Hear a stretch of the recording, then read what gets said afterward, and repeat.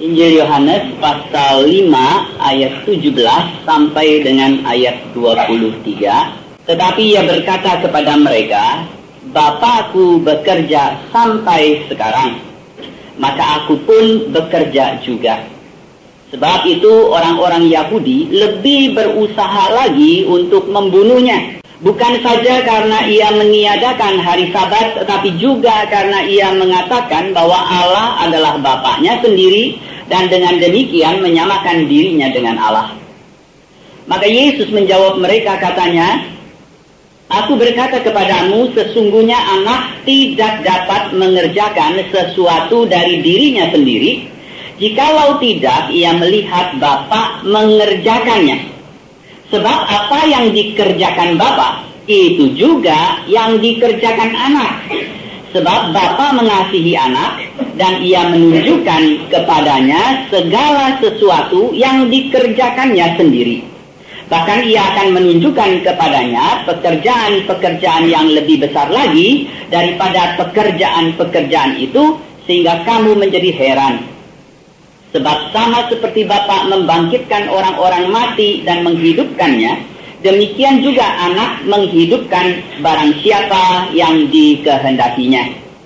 Bapa tidak menghakimi siapapun, melainkan telah menyerahkan penghakiman itu seluruhnya kepada anak, supaya semua orang yang menghormati anak sama seperti mereka menghormati Bapa. Barang siapa tidak menghormati anak, ia juga tidak menghormati Bapa yang mengutus dia. Kita tundukkan kepala, kita berdoa. Tuhan, terima kasih Engkau memimpin terus-menerus pemahaman kami, penggalian kami akan firman. Dan kami percaya Tuhan, kami terus boleh makin dibentuk, makin mengerti apa yang Tuhan ingin dari kehidupan kami yang sudah ditebus. Berkati pemberitaan firman-Mu malam hari ini. Dalam nama Tuhan Yesus kami berdoa. Amin. Saudara-saudara, biasa kalau kita mengikuti sebuah KKR, selesai menyanyikan lagu-lagu seperti Tak Terukur Kasih-Mu Yesus, kita kemudian mulai diajak memikirkan, kalau Yesus sudah begitu mengasihi kita, dia mati bagi kita, lantas apa yang Kau balaskan untuk cinta kasih-Nya? Nah, waktu kita diundang untuk membalas cinta kasih Yesus, maka mulailah calling diberikan, panggilan altar diberikan, yaitu menantang siapa yang mau melayani, memberi hidupnya untuk Tuhan.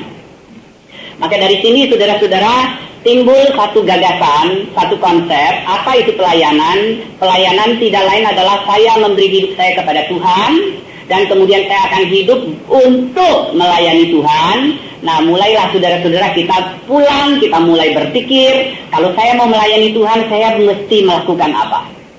Nah, kita pikir-pikir, saya mesti menginjil, saya mesti melakukan KKR, saya mesti melakukan ikut paduan suara, yaitu yang ditawarkan di formulir, itu paduan suara, guru sekolah minggu, pembesukan, dan lain sebagainya. Sehingga keluar konsep jadi begini, kalau gitu pelayanan apa? Pelayanan adalah begini, pelayanan adalah sesuatu yang saya lakukan untuk saya persembahkan kepada Tuhan. Dan di dalam kita melakukan, katakanlah rasanya kita tergerak untuk bikin sebuah KKR. Saya ingin mempersembahkan sebuah KKR untuk Tuhan. Saudara mulai berdoa, minta Tuhan memberkati. Doanya berkati apa? Berkati supaya harinya cuaca bagus. Doa untuk keamanan. Doa untuk pembicara supaya firman yang disampaikan relevan dan berkuasa. Doa supaya orang yang datang banyak. Doa supaya Tuhan menggerakkan para hadirin sehingga mau bertobat. Jadi saudara lihat dari situ, yang punya hajatan itu saya, Tuhan itu penyokong atau penyantun. Saya bikinkan nih satu pelayanan untuk Tuhan ya, dan mohon berdoa Tuhan memberkati pelayanan ini. Nah, saudara-saudara, ini konsep yang sering kali kita dengar, bahkan kita miliki. Pelayanan adalah sesuatu yang dari saya untuk Tuhan, dan saya kerjakan tentu berdoa minta Tuhan menopang membuat itu berhasil. Tetapi ada orang berkata gini, pelayanan itu bukan dari kita untuk Tuhan. Bukan kita yang punya pelayanan, kita punya pekerjaan, itu kita persembahkan kepada Tuhan. Bukan. Pelayanan adalah melakukan kehendak Tuhan. Itu pelayanan. Kalau cuma bermodal kobaran hati ingin membalas cinta kasih Tuhan, kemudian kita berbuat sesuatu untuk Tuhan, itu bisa malam menjadi satu pekerjaan yang sia-sia, nggak ada gunanya. Itu kata orang-orang yang berkonsep kedua, yaitu melayani artinya mencari kehendak Tuhan, kemudian melakukannya. Maka kalau pola pertama, konsep pertama berdoanya begini, Tuhan, aku mau berbuat sesuatu untukmu membalas cinta kasih-Mu. Mari Tuhan berkati apa yang aku kerjakan, supaya berhasil bagi kemuliaan. Itu doa dari konsep pertama. Nah, kalau orang yang kedua ini konsepnya seperti apa? Bagaimana dia nanti mengekspresikannya dalam doa? Dia akan berdoa begini, Tuhan, apa yang kau mau aku lakukan. Nyatakanlah kehendak-Mu Tuhan, aku akan taat dan pergi melakukannya. Sederhananya adalah get the order, then go and do it. Jadi dia cari apa yang Tuhan mau. Nah, mereka mengeritik. Konsep pertama dia ceritain begini. Ada monyet baik hati. Satu hari lagi berjalan-jalan di hutan, dia mendengar dari kejauhan ada orang teriak. Bukan orang lah, ada suara teriak, tolong, tolong, tolong. Maka kera baik hati ini tanpa memikirkan lagi, langsung dia berusaha lari sekencang mungkin ke arah suara itu datang. Dan ternyata saudara-saudara, suara itu keluar dari seekor ikan kecil yang terus melompat-lompat di sebuah kolam. Tolong, tolong, tolong. Nah, monyet ini nggak mikir banyak dah. Berangkat dari cinta kasih hati yang berkobar untuk melayani sesama, dia langsung terjun ke dalam kolam itu, berenang secepat mungkin, sekuat tenaga. Dia tangkap itu ikan, lantas dengan kecepatan yang maksimal yang dia punya, dia berenang ke tepian, naik ke atas pohon, terus dia gantung itu ikan kecil. Ada rusa lewat saat itu melihat tingkah laku monyet ini, dia agak heran dan dia bertanya, kera baik hati, apa yang sedang engkau lakukan? Kera ini menjawab begini, aku sedang menolong seekor ikan supaya jangan mati tenggelam. Jadi waktu dia membaca teriak, tolong, tolong, tolong, itu dia artikan apa? Aduh, itu ikan mau tenggelam. Ya, saudara-saudara, akibatnya apa yang dia lakukan bukan memberikan pertolongan, bukan sebuah pelayanan bagi ikan itu, melainkan dia membunuh mati itu ikan. Nah, itulah orang-orang yang berkonsep kedua mengatakan, kamu tuh tidak bisa dengan berkobar hati, pingin balas cinta Tuhan, terus bikin sesuatu untuk Tuhan. Malah bisa itu justru merusak pekerjaan Tuhan. Maka sebetulnya pelayanan seharusnya adalah berdoa. Dengan satu rela hati taat, kemudian minta Tuhan menyingkapkan apa yang Tuhan mau. Setelah itu kita dengan taat, dengan pertolongan Tuhan, kita pergi untuk melakukannya. Itu pelayanan. Nah, pertanyaan kita, saudara-saudara, sebetulnya konsep pertama dengan kedua, mana yang betul, mana yang salah? Saya boleh menjawab dua-duanya salah. Pelayanan bukan dari kita untuk Tuhan, pelayanan juga bukan mencari perintah dan kehendak Tuhan kemudian pergi melaksanakannya. Itu dua-dua salah. Nah, itu yang kita mau belajar, saudara, malam hari ini, sebetulnya dari apa yang Yesus utarakan di dalam Yohanes 5 ayat 17 sampai 23. Kita akan belajar di situ apa itu pelayanan. Bagaimana kita mengerjakan pelayanan yang Tuhan serahkan kepada kita. Dari apa yang Yesus utarakan di sini kita diberi prinsip-prinsip yang luar biasa penting untuk menuntun kehidupan pelayanan kita. Jadi saudara lihat, pelayanan bukan aku melakukan sesuatu untuk Tuhan, bukan juga aku melakukan kehendaknya, tetapi pelayanan tidak lain adalah Allah sendiri bekerja di dalam dan melalui kita. Itu prinsipnya. Apa itu pelayanan? Pelayanan adalah Allah bekerja di dalam dan melalui saya. Sekarang kita coba melihat dari apa yang Yesus kemukakan di dalam Yohanes pasal 5 tadi. Pertama kita baca lagi ayat yang ke-17. Dia katakan, tetapi ia berkata kepada mereka, Bapakku bekerja sampai sekarang, maka aku pun bekerja juga. Kita coba mengerti dulu konteks ucapan Yesus ini. Bapakku bekerja sampai sekarang, maka aku juga bekerja sampai sekarang.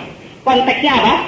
Konteksnya kalau saudara lihat judulnya adalah penyembuhan pada hari Sabat di kolam Bethesda.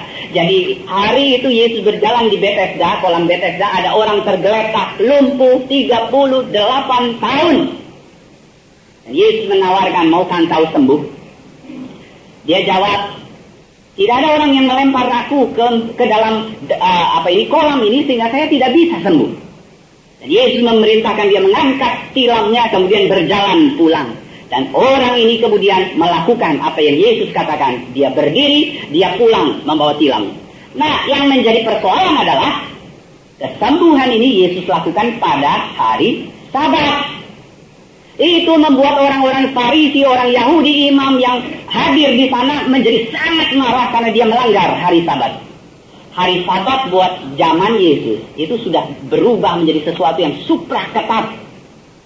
Kita tahu hari Sabat pertama muncul adalah pada hari ke-7. Allah mencipta hari ke-7, dikatakan dia istirahat. Itu adalah Sabat. Dan dia sendiri, Allah sendiri berkata, kuduskanlah hari Sabat. Kemudian kita lihat sampai kepada kitab Keluaran, hari Sabat itu masuk ke dalam 10 hukum sebagai hukum yang ketiga. Kuduskanlah hari Sabat. Sampai ke zaman Yesus, saudara-saudara, itu rabi-rabi sudah mengajar Sabat tidak boleh kerja apapun. Jalan kaki berapa langkah, itu ada hitungannya. Angkat barang berapa berat, itu ada hitungannya. Boleh makan berapa banyak, ada hitungannya. Boleh masak apa enggak, itu semua ada aturannya. Sabat itu hari betul-betul orang harus total istirahat. Tidak boleh bikin ini dan itu. Pada saat seperti itu, Yesus justru melakukan penyembuhan. Dan mereka marah. Itu sebabnya sudah lihat di dalam ayat 18. Sebab itu orang-orang Yahudi lebih berusaha lagi untuk membunuhnya. Karena apa? Karena bukan saja karena dia meniadakan hari Sabat, tetapi menyamakan dirinya dengan Allah. Nah, saudara-saudara, jadi bagi orang Yahudi, pelanggaran Sabat itu adalah satu pelanggaran yang serius.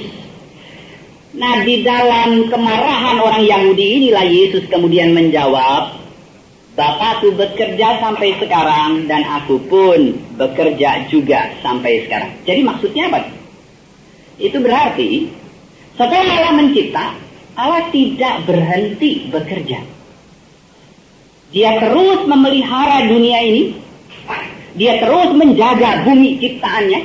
Karena kalau dia berhenti daripada pemeliharaannya, bumi ini akan berhenti daripada keberadaan, kembali kepada ketiadaan. Tetapi saudara-saudara, yang dimaksud Yesus di sini lebih khusus lagi, bukan sekedar bekerja dalam arti selesai mencipta, dia masih merawat, dia masih menjaga, dia masih memelihara ciptaannya. Itu arti umum. Tetapi di dalam konteks di sini, artinya adalah Allah bukan saja tidak berhenti bekerja setelah dia mencipta. Allah juga tidak berhenti dan masih terus bekerja setelah bumi, dunia ini, manusia ini jatuh dalam dosa. Dia masih terus bekerja. Dalam arti pekerjaan apa? Yaitu melakukan pekerjaan penebusan. Maka saudara perhatikan ayat 21 sampai 23. Di situ apa sih yang Allah kerjakan yang Yesus maksudkan masih kerja sampai sekarang? Ayat 21 dan 23 di situ mengemukakan yaitu memberi hidup dan menghakimi. Saudara-saudara, Allah masih bekerja. Bukan hanya setelah dia mencipta, bahkan setelah dunia jatuh dalam dosa, Allah tidak berhenti bekerja. Bahkan pada hari Sabat, dia tetap bekerja, melaksanakan, menggenapi sampai sempurna rencana karya keselamatannya bagi dunia yang jatuh dalam dosa ini. Allah terus bekerja. Maka kalau kita membaca kitab Wahyu, dari Kejadian sampai Wahyu, saudara lihat kan, Allah terus bekerja.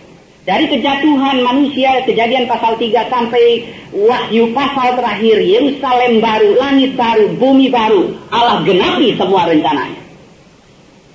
Maka itu sebabnya saudara-saudara, kita mulai punya satu pengertian sekarang begini.